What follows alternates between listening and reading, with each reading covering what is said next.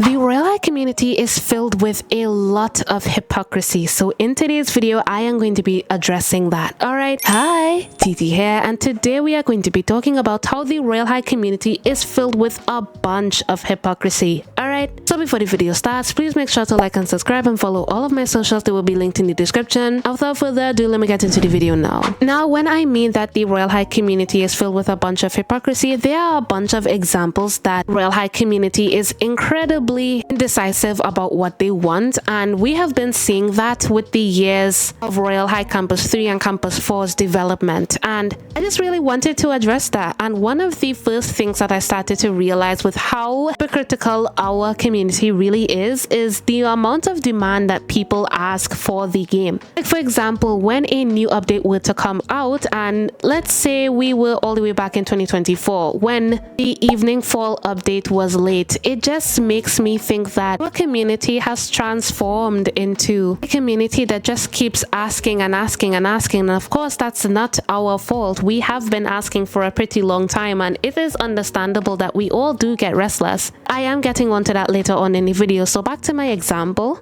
we would have all been waiting for a pretty long time for the evening fall update to come out, and I believe it would have came out somewhere in the middle of October. Like, we didn't have that much time for the Falling Leaves festival at all, and everybody was kind of just really restless. Everybody wanted to know, where's the new update, where's the new update, blah, blah, blah. Like, all over the place. Everybody just wanted to know where the new update was, to the point that some of the players were starting to harass a lot of the Royale developers off of Twitter, and the only person that was left, I think, was Plays, and like, it was crazy. And then when the entire Falling Leaves festival came out, the majority of the people that played the update started to complain that, oh, this update is boring, oh, I can't believe we waited this long for this update to come out. So it's like, at one hand you're impatient for the Halloween update to come out, but at the next hand you're being ungrateful for what you get in the first place, and it's like, you're being hypocritical. Like, what's going on? And another example is when the Snow Swan set would have first came out in 2024, I believe. I think it's 2024, 2023, I really can't remember. I believe it was in 2023. So when the Snow Swan set would have first came out, a lot of people were just really restless and really just wanted the set to come out because it was late. It was supposed to come out early on in December, and it just did not come out. So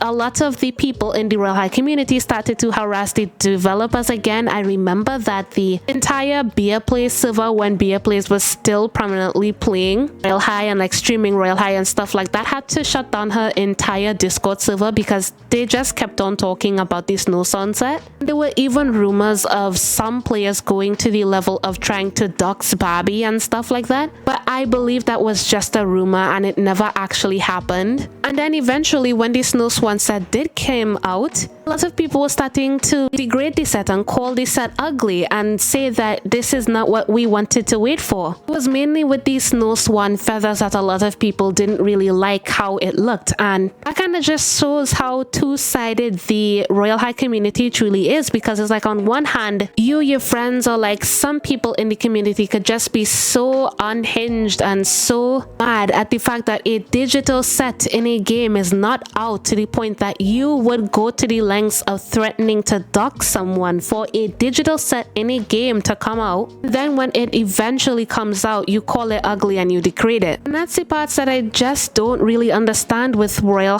players. It's like, you expect so much out of the Royale devs, but when you finally get what you asked for, you're just disappointed with it. And I feel like this is what we are getting constantly throughout the years. I feel like it is mostly because of all of the times that we have been let down by the Royale developers, and that is mostly with the development of Campus 3, I believe. And in my honest opinion, I think that Campus 3 was one of the main reasons why a lot of players were starting to lose hope in Royale trying to bounce back on its feet, because when Royale was starting to release all of the phases, phase 1, phase 2, with all of the bathroom headquarters and the dormitories, when they would have first released, I feel like all of our hopes were left too high, to the point that when they stopped the development of Campus 3, I don't know if they are still working on Campus 3, but when they stopped the phases rolling out phase after phase after phase, it's just like Royale kind of died, and it did die. It just went down the drain, and a lot of people really expected Campus 3 to be finished because we have been waiting for Campus 3 to be finished for such a long period of time. And knowing that Campus 3 wasn't finished and knowing that Campus 4 now exists, now that it's being revamped, it's like a lot of people don't want to wait anymore. A lot of people are impatient for Royale High to make change. A lot of people would naturally leave and go to other games just because they are just tired of Royale High not delivering on their promises. Like for example, Royale High used to have this daily, I think it was this weekly hair that they used to release, try to prove that they were improving on themselves, because Royale High would have gotten dragged on Twitter for, I believe it was the Call Me Haley and the Lukash badge removal situation. I don't remember properly if it was that situation. There was something along the lines of Royale High just being dragged again, and they had to release an apology, and people thought that the apology was AI generated and stuff like that. And then when the apology was soon dished out, they said that the new things that they were going to be implementing into the game was they were going to rehire some new staff into the game. They were going to fix things in the game that needed to be fixed. They're going to fix a lot of lag issues. They are going to implement this new weekly hair system. I think it was weekly or daily, I really couldn't remember, but it was something like that. Once the new hair system would have came out, a new timer would have automatically set. I would have made a short on this, and I'll put it on the screen right now if you guys want to see it. These promises were eventually broken, and they eventually fell apart when the weekly hair system or the daily hair system just stopped coming into Royale High, and Royale High just kind of fell into sort of a limbo again. Like this limbo phase kind of happened in 2022, and it was really nothing that was happening inside of the game that was noteworthy for people to be staying in it. And not even Campus 4 was able to attract that much people into Royale High. Like, even though Royale High Campus 4 would have been implemented into the game, there were a lot of people that liked it, a lot of people that didn't like it, and a lot of people were saying that Campus 3 should have been finished, and there are a lot of people that were saying that Campus 3 was trash, like straight up trash. That's why we get back to the hypocrisy, because it's like, why would you be saying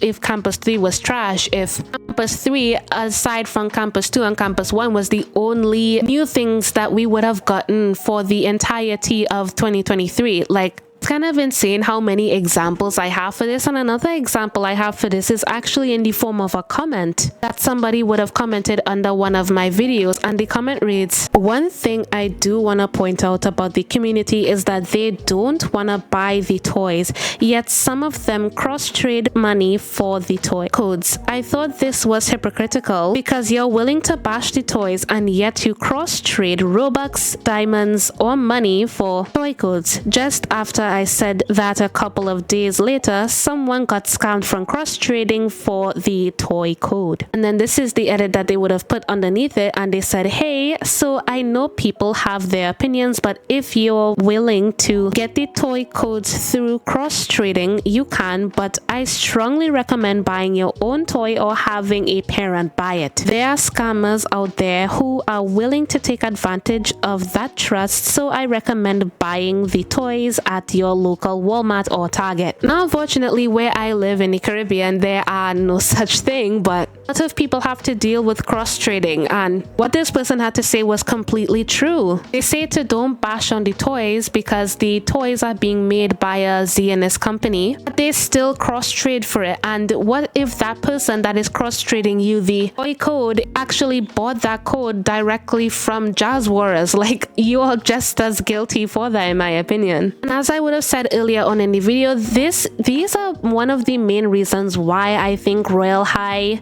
is this hypocritical. It's mostly because Royale High has lost the trust of its community, and a lot of us just expect be let down, and a lot of the times it just does happen. So that's just mostly how we have to deal with things around in Royale High. In the future, I really do hope that this does change, especially with the release of Royale High Campus 4.2 or whatever it's called. Alright, so yeah, I think that is all I have to say on today's topic. If you guys have anything to add, please put it down in the comments, and yeah, that is all I have to say on today's video. If you guys liked the video, make sure to like and subscribe, and see you